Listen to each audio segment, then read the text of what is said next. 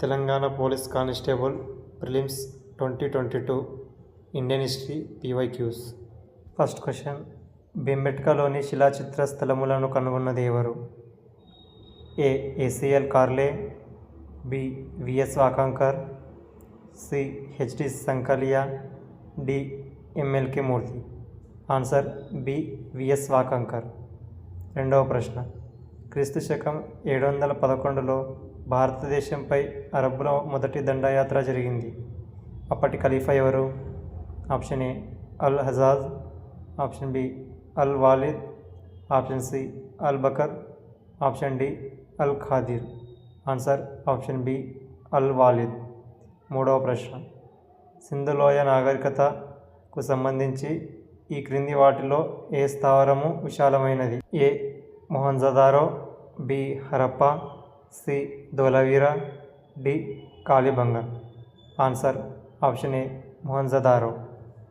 నాలుగవ ప్రశ్న, ఈ క్రింది వాటిలో వరుస క్రమంలో పేర్కొనము.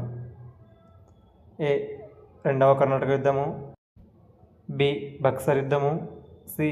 మూడవ ఆంగ్లో మైసూర్ యుద్ధము, డి. మొదటి ఆంగ్లో మరాఠా యుద్ధం. Answer option C. ఐదవ ప్రశ్న, భారతదేశంలో లిఖిత పూర్వము కనుగొన్నటువంటి భాషా సంస్కృతి గ్రూప్ ఏది ప్రాచీనమైనది? A. Aryan, B. Dravidian, C. Austric, D. Sino Tibetan. Answer B. Dravidian. ఆరవ ప్రశ్న, కాని దానిని గుర్తించండి. A. Amrit Bazar Patrika, Motilal Ghosh, B. Bengali, Surendranath Banerjee, C. Yugantar, Aurobindo Ghosh, D. Sandhya Brahma Bandhav Upadhyay. Answer C. Yugantar, Aurobindo Ghosh. ఏడవ ప్రశ్న, ఈ క్రింది వాణిలో గాంధీజీకి సంబంధం లేని పత్రిక ఏది? A. Navajivan, B. Satyagraha, C.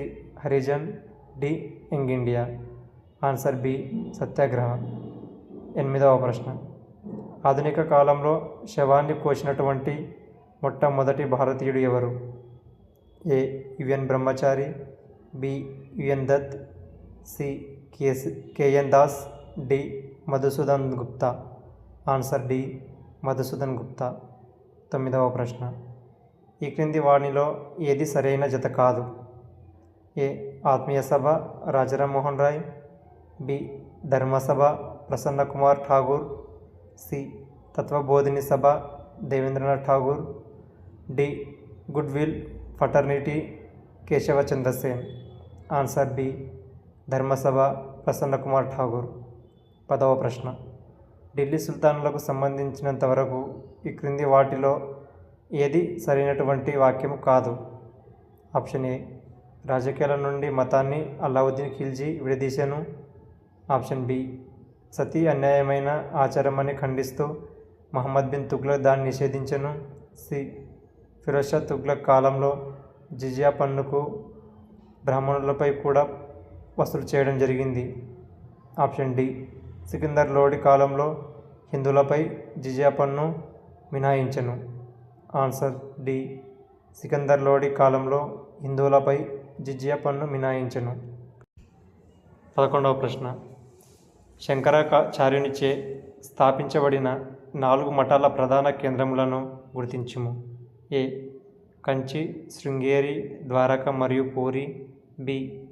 Puri, Badrinarayana, Kanchi మరియు శృంగేరి, సి.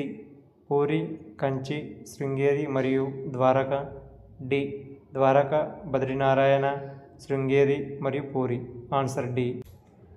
12వ ప్రశ్న, రెండవ చంద్రగుప్తుడు వీరి కుమారుడు? Option A. సముద్రగుప్తుడు మరియు దత్తాదేవి, ఆప్షన్ బి. సముద్రగుప్తుడు మరియు కుమారాదేవి, ఆప్షన్ సి. సముద్రగుప్తుడు మరియు ధ్రువాదేవి, ఆప్షన్ డి. సముద్రగుప్తుడు మరియు ప్రభావతి దేవి. ఆన్సర్ ఏ. ఈ క్రింది వాటిలో ఉద్గత అగ్నిశిలకు ఉదాహరణ ఏది? ఏ. బొగ్గు, బి. Graphite, C. శిలాజములు, D. Basalt. Option D. Basalt.